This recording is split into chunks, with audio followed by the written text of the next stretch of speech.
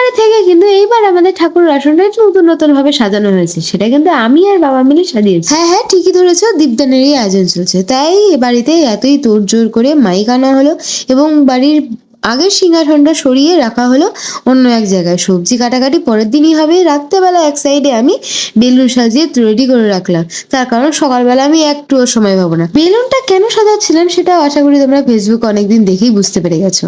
আমার কিন্তু জন্মদিনের এক্সাইটমেন্টের থেকেও ছিল দীপদানের এক্সাইটমেন্টটা অনেক বেশি।